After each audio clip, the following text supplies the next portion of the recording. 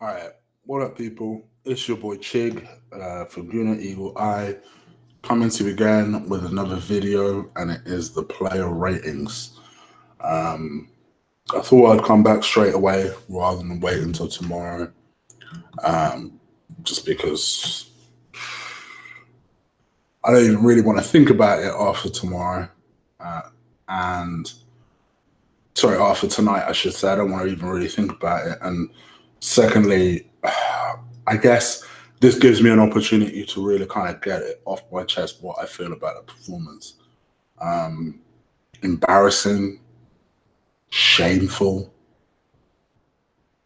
disgraceful, lack of fighters, lack of motivation, and a mass clear out of these players are needed. Um, I do agree with what a lot of you guys are saying. The mentality is all wrong.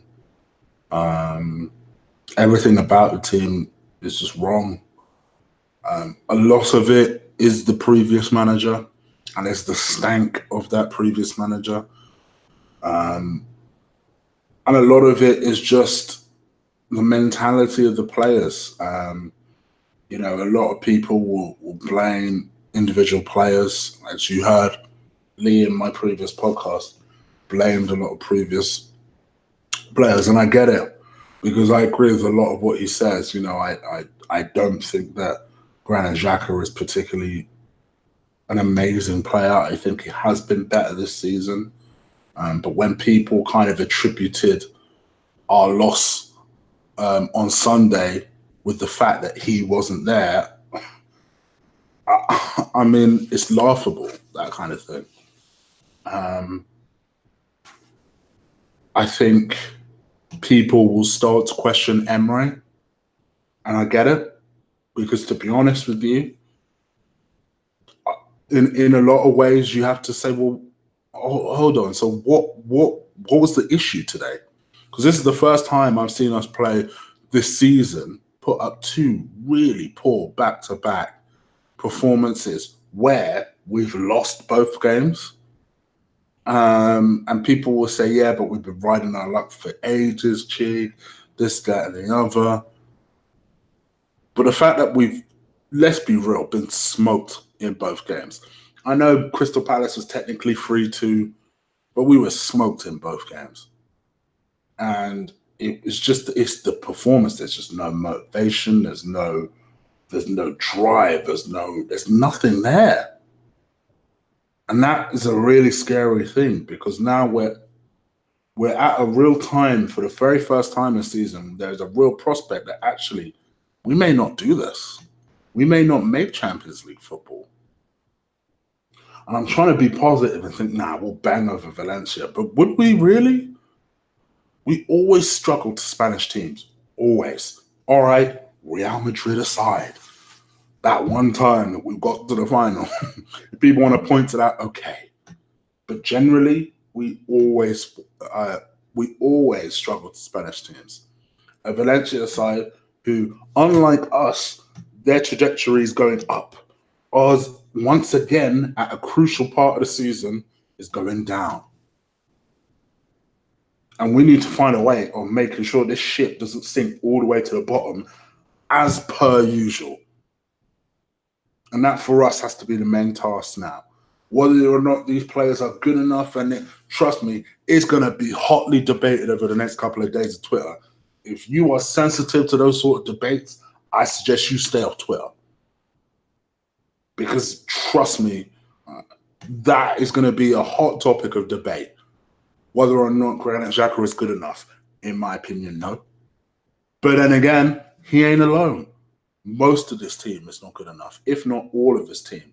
And fair play to the kid in Ketia, because to be perfectly honest, I would say it's between him and arguably Ainsley Maitland-Niles. Maybe I'm giving Ainsley Maitland-Niles too much credit.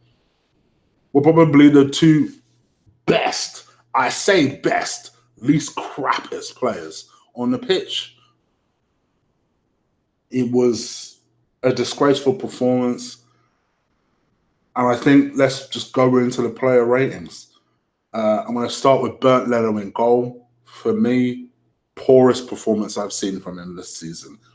in an Arsenal shirt. 100%. Don't tell me two of them goals ain't stoppable.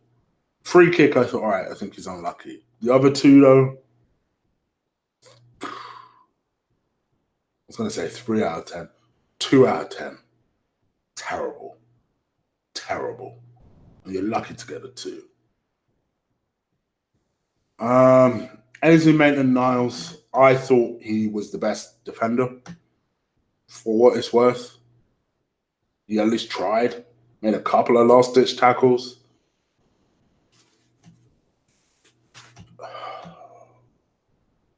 Five, maybe 4. Let's give it a 4.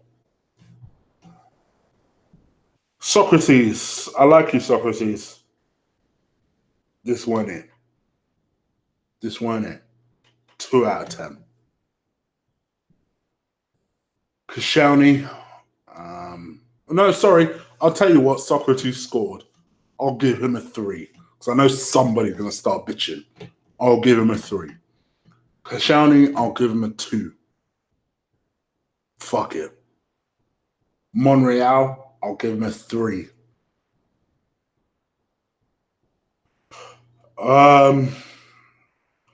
Torreira, I forgot he was on the pitch. You know, the only time I realized he was on the pitch when he got tackled. Yeah, don't get me wrong. I didn't think the ref was brilliant today, but it's time we start bitching about the ref and start bitching about our own performances. 2 out of 10. Let's be honest. Let's be real. Granit Xhaka, 3 out of 10. What did he do? All right, he delivered the corner that potentially led to the goal. He also moved the fuck out of the way during the free kick. I think 3 is generous, but at least he hit 2 balls that I remember that were actually pretty good. Other than that, where's this Granit Xhaka that we were missing? To me, this is what I'm trying to tell people about Granit Xhaka, right? For me, we've made do with the fact we've had to make do with the fact that we've got Granit Xhaka. But don't tell me Granit Xhaka is the answer. We played much better football under the previous manager's regime when Santi was there. Santi's the type of player we need. Santi's the type of player we miss.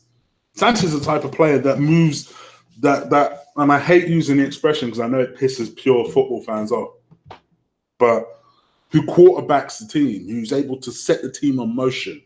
You know, if you ask even Mesut Ozil who he misses, he will say Santi Cazorla because he was the one that made him play well. Because he was able to get the ball quicker to Ozil. Ozil wasn't having to drop deep in order to get the ball. You know, his balls weren't just over-the-top balls. They were through balls. They were sharp balls into him. But because Granit Xhaka can't seem to pass a ball short distance, the only ball he has is the ball over the top. When that shit don't work, he don't work. When he doesn't have space to work, he gets closed down quickly, he don't work. This is what I'm trying to say. This is what I'm trying to say in the live feed that me and Lee just done. To me, there's a distinct problem. There is a distinct problem if you have players in the team that can only play one way. The type of players that you have to make excuses for. Oh well, he only played like that because Torreira wasn't next to him. He only played like that because he doesn't have a world-class striker in front of him. When you have to start making bars like that, maybe you just ain't good enough. And that's what it boils down to. For me, I'll say in a different way to what Lee says it. To me, when you're making excuses for people for why they can't play well, maybe they just ain't good enough. And that's my thing with Granit Xhaka. He ain't good enough. 3 out of 10. Mesut Ozil, I actually thought he had a good 10, 15 minutes opener. And then just did what Mesut Ozil does. Because when the chips are down, the very last person to look at on the pitch is Mesut Ozil. He ain't the guy to dig you out of a problem. He ain't the guy that you look upon to help you when you're in trouble. He's not that guy. He just isn't that guy. And I'm not a hater. I call shit the way I see it. He is a magnificent artist when the conditions are right, when the paint palettes are just perfect, when the brushes are just perfect, when the environment is perfect, when whatever he's drawing is perfect. But if it ain't perfect, you ain't getting a Mesut Ozil. 3 out of 10. Henrik Mkhitaryan was our worst player on the pitch. He has some competition for that title. 1 out of 10. 1 out of 10. Tell me what he did. Tell me what he did to change my mind. Please. Sell his motherfucking ass. Alex Iwobi, I'll be honest, was dog shit. But he wasn't alone. Was dog shit. I'll be real, barely noticed him as well. He went on 2 runs that I remember. Other than that, barely noticed him.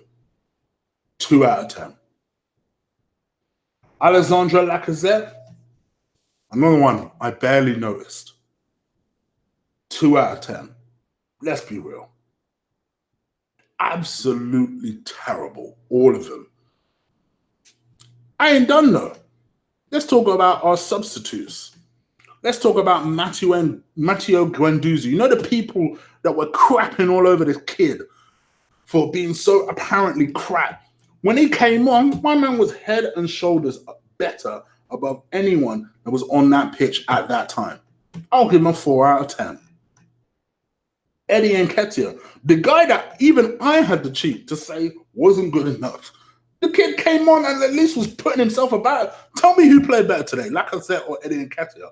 And if you dare say Lacazette, you are lying to yourself. You ain't lying to me. You're lying to yourself. 4 out of 10. I ain't giving any of these fools 5, by the way.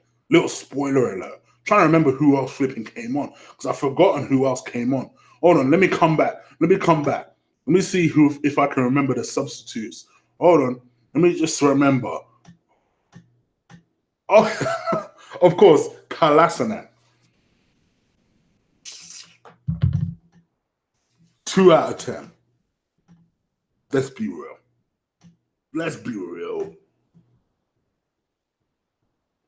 The manager, I'm going to give a 4 out of 10 to. I give him a 4 for the simple reason that he picked the team, of the team available to him, he picked the very best team. Whether you're someone that adores Mesut Ozil, he played Mesut Ozil. You wouldn't necessarily know it after 10 minutes, but he played Mesut Ozil. He played Granit Xhaka just like everybody was calling for. Truth be told, Granit Xhaka probably wasn't even fit. But everybody called for it because when apparently there was someone that cornered Granit Xhaka at the Emirates and asked him why he wasn't playing, and he shrugged his shoulders. All right then, Granit, you don't want to let them know that you had an injury. Cool. So what happened today? What was your bar today? What was your excuse today? He played Granit Xhaka. There are still, believe it or not, Mkhitaryan fans out there. He played Mkhitaryan. He played Alex Iwobi. I can't bitch. He played Lacazette, who, for some reason, the last 3-4 games has decided, you know what? Nah, I'm putting my feet up, bruv. Bar the banger of a free kick that he had, don't think I noticed that his levels have dropped lately. He played the great Socrates. Papa don't preach. Papa certainly wasn't preaching today. Nothing. We conceded 3 goals just as we did on Sunday. And then the great Bernd Leno played today and produced that. Imagine if Chig had done that. Imagine. Onwards and upwards, I guess.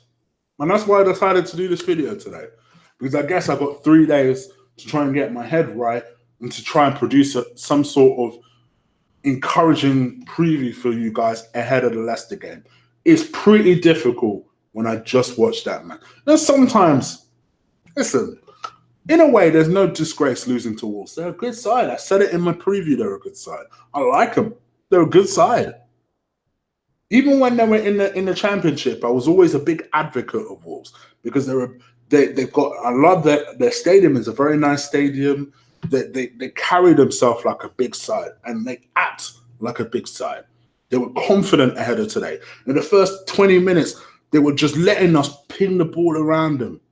Confident, cool, no problem. Because I knew what was going to happen. Let these fools tire themselves out in it. The next, after half an hour goes, let's just take over this game. And that's exactly what they did. That's exactly what they did. Disgraceful performance. And the way I feel right now, get rid of every one of these men. Get rid of them all.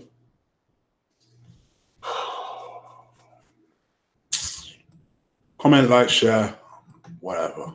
I'm out of it.